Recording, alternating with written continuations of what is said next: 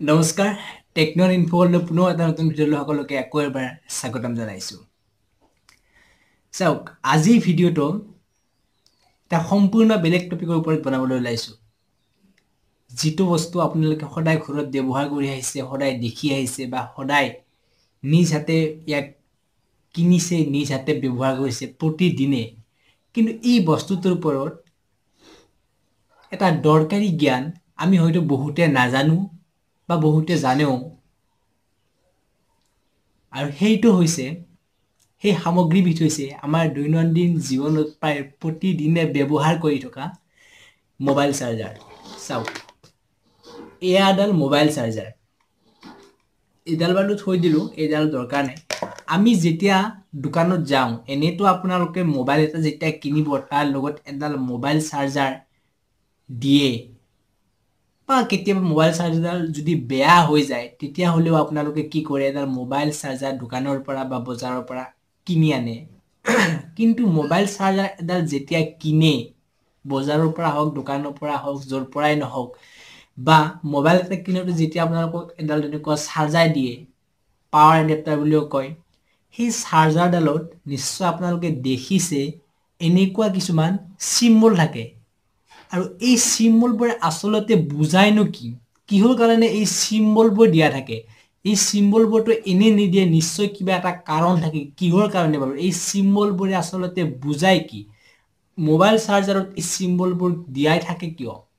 চ' এই চিম্বলবোৰে কি বুজায়, কিয় দিয়া থাকে এই চিম্বলবোৰ মোবাইল চাৰ্জাৰত, এই সকলোবোৰ জনাই আছোঁ আজিৰ এই ভিডিঅ'টোৰ জৰিয়তে। আহক ভিডিঅ'টো আৰম্ভ কৰোঁ।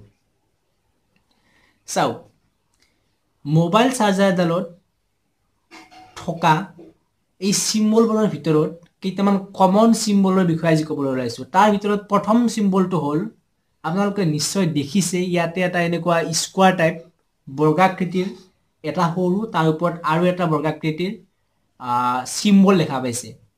ইয়াৰ মানে হ'ল এই বৰ্গাকৃতিৰ বাকচটোত মানে কি বুজাইছে, আপোনাৰ যে মোবাইল চাৰ্জাৰডাল, এই মোবাইল চাৰ্জাৰডালে ইয়াৰ ভিতৰত এটা তাঁৰ আছে, আৰু এই তাঁৰডালৰ ওপৰত যি এইটো আৱৰণ আছে, এইটো এটা ৰবৰৰ আৱৰণ হয়। আৰু এইটো এটা ডাবল ইনচুলেটেড মানে হ'ল অপৰিবাহী পদাৰ্থ, যিবোৰ ৰবৰ দৰে, যাৰ মাজেৰে বিদ্যুৎ প্ৰবাহিত হ'ব নোৱাৰে। তেনেকুৱা ধৰণৰ ডাবল কোটেড ইনচুলেটিং মেটেৰিয়েলৰ দ্বাৰা এই পৰিবাহী তাঁৰবোৰ যিবোৰ এডাল চাৰ্জাৰত ইউজ হৈ আছে, আপুনি ব্যৱহাৰ কৰা চাৰ্জাৰডালত ইউজ হৈ আছে, এই তাঁৰবোৰ বা ৱায়াৰবোৰ বনোৱা হৈছে।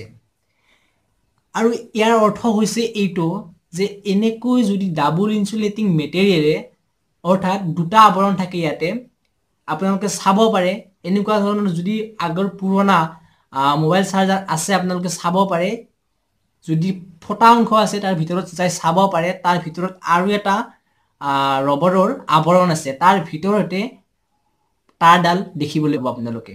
চ' এইটো দিয়াৰ অৰ্থ হ'ল যে আপোনাৰ যে মোবাইল চাৰ্জাৰডালত থকা যিবোৰ ৱায়াৰ আছে, সেই ৱায়াৰবোৰ যাতে কেতিয়াও ইলেক্ট্ৰিকেলি শ্বক নহয় বা আপোনাক শ্বৰ্ট কৰিব নোৱাৰে। আৰু এইটো সুৰক্ষিত নিশ্চিত কৰাৰ কাৰণে কোম্পানীসকলে যেতিয়া বনায়, তেওঁলোকে এই চিম্বলটো মোবাইল চাৰ্জাৰডালত দি থৈ দিয়ে। আৰু যদি আপোনালোকৰ মোবাইলত এই চিম্বলটো নাথাকে, তেতিয়া বুজিব যে এইডাল সিমান বেছি সুৰক্ষিত নহয়। 2 নম্বৰ চিম্বলটো হ'ল এটা ভি চিম্বল।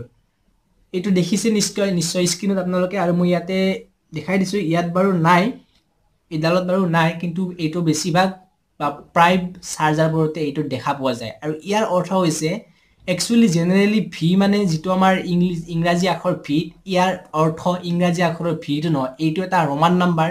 ৰোমান নাম্বাৰ নিশ্চয় আপোনালোকে জানে, বা যদিও নাজানে চাব পাৰে। ৰোমান নাম্বাৰ 1 2 3 পৰা বহুতলৈ ৰোমান নাম্বাৰ আছে, আৰু এই ৰোমান নাম্বাৰ অনুযায়ী ইয়াৰ অৰ্থ হ'ল 5। আৰু ইয়াৰ মানে হ'ল মোবাইল চাৰ্জাৰডালৰ যি এফিচিয়েঞ্চি লেভেল, আপোনালোকে নিশ্চয় দেখিছে বিভিন্ন টিভি, ৰেফ্ৰিজাৰেটৰ বা আপোনাৰ এয়াৰ কণ্ডিশ্যনাৰ, এইবোৰত ষ্টাৰ দিয়া থাকে। আৰু ষ্টাৰবোৰৰ মানে হৈছে সেয়া এফিচিয়েঞ্চি কিমান, এফিচিয়েঞ্চি লেভেল কিমান ভালদৰে এফিচিয়েঞ্চিৰে আপোনাৰ টিভিটো, আপোনাৰ ৰেফ্ৰিজাৰেটৰটো, আপোনাৰ এয়াৰ কণ্ডিশ্যনাৰটোৱে কাম কৰিব পাৰে। আৰু এই মোবাইল চাৰ্জাৰডালৰো এই এফিচিয়েঞ্চি লেভেলৰ এটা পজিশ্যন দিয়া থাকে, সেইটো হ'ল 5। ইয়াক ৰোমান নাম্বাৰে দিয়া থাকে, কিছুমানত 4 থাকে, কিছুমানত 6 থাকে, আপোনালোকে চাই ল'ব পাৰে।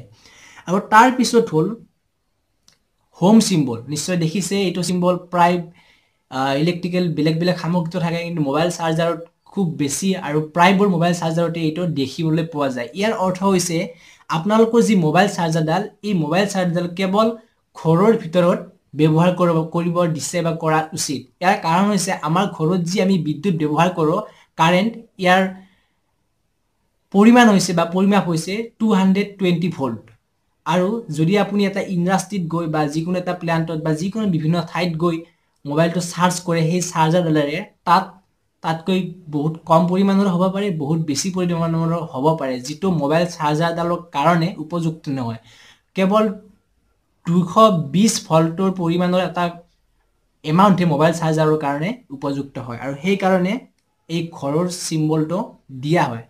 তাৰোপৰি এই ঘৰৰ ভিতৰত যে আপোনালোকক ব্যৱহাৰ কৰিব লাগে বুলি ক'লো, ইয়াৰ বাহিৰেও সূৰ্যৰ ৰ'দ পৰা ঠাইত কোম্পানীৰ ফালৰ পৰা এই চিম্বলটোৰ জৰিয়তে ৰ'দ পৰা ঠাইত মোবাইল চাৰ্জাৰডাল ব্যৱহাৰ কৰিব বা তেনেকুৱা ঠাইত চাৰ্জ কৰিব বাধা আৰোপ কৰিছে। ইয়াৰ কাৰণ হ'ল যেতিয়া সূৰ্যৰ তাপ পৰিব তেতিয়া নিশ্চয় গৰম হৈ যাব, আৰু গৰম হৈ গ'লে এই তাঁৰবোৰ এক্সপ্ল'শ্যন হোৱাৰ বা গলি যোৱাৰ সম্ভাৱনা বেছি থাকে।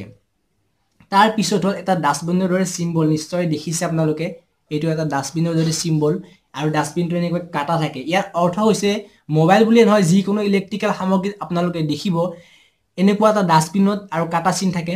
মানে হ'ল যিকোনো ইলেক্ট্ৰিকেল সামগ্ৰী কিবা যদি বেয়া হয় বা কিবা নচলা হয়, তেতিয়া আমি ইয়াক ডাষ্টবিনত পেলাই দিব নালাগে বা পেলাই দিয়া উচিত নহয়। কাৰণ যিকোনো ইলেক্ট্ৰিকেল সামগ্ৰীতে বিভিন্ন ধৰণৰ ৱায়াৰ থাকে, তাঁৰ থাকে, চাৰ্কিট থাকে, আৰু সেইবোৰ বেয়া হোৱা মানে সেইটো একেবাৰে অব্যৱহৃত হৈ যোৱা নুবুজায়। সেইটো পুনৰ ব্যৱহাৰৰ কাৰণে আমি আৰু উপযুক্ত কৰি তুলিব পাৰোঁ। আৰু সেইকাৰণে কোম্পানীয়ে কি কৈছে, এই চিম্বলটোৰ সহায়তে যিকোনো ইলেক্ট্ৰিকেল সামগ্ৰী অৰ্থাৎ আপোনাৰ চাৰ্জাৰডালো বেয়া হোৱাৰ পিছত ডাষ্টবিনত পেলাই দিব নালাগে। ইয়াক আকৌ এবাৰ ব্যৱহাৰ কাৰণে বা পুনৰ বেলেগ কিবা কামতো ব্যৱহাৰৰ কাৰণে আপোনালোকে ইয়াক ব্যৱহাৰ কৰিব পাৰে।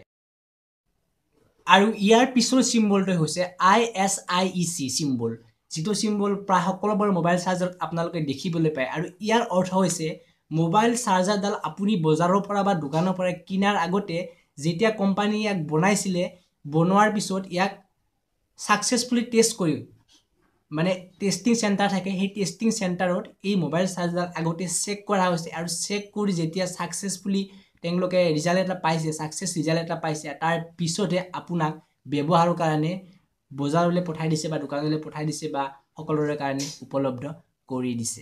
আৰু নিশ্চয় প্ৰতিটো চিম্বলো প্ৰতিটো চাৰ্জাৰত নহয়, প্ৰায়ভাগ চাৰ্জাৰতে এটা চিম্বল দেখা পায় আপোনালোকে, সেইটো হ'ল C আৰু E। ইংৰাজী আখৰ C আৰু ইটো দেখা পায়। ইয়াৰ অৰ্থ হৈছে যে যিমানখিনি এচেঞ্চিয়েল ৰিকুৱাৰমেণ্ট লাগে, সকলোখিনি ৰিকুৱাৰমেণ্ট থকা এইটো এটা ষ্টেণ্ডাৰ্ড প্ৰডাক্ট হয়, যিটো কোম্পানীয়ে আপোনাৰ কাৰণে বজাৰত মুকলি কৰি দিছে বা আপুনি ব্যৱহাৰ কৰি আছে। আৰু এই চিম্বলটোৰ জৰিয়তে কোম্পানীটোৱে কি কৰে, ডিক্লেয়াৰ কৰি দিয়ে আপুনি বুজাৰ কাৰণে।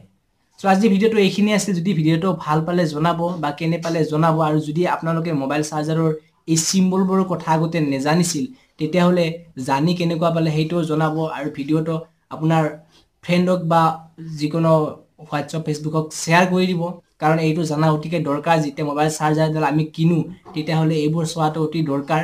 চ' আজি ভিডিঅ'টোলৈ এইখিনি জনাবলৈ চেষ্টা কৰিছোঁ। পুনৰ এটা নতুন ভিডিঅ'তে আপোনালোকক লগ পাম, তেতিয়ালৈ চাই থাকিব আমাৰ YouTube channel taken info world.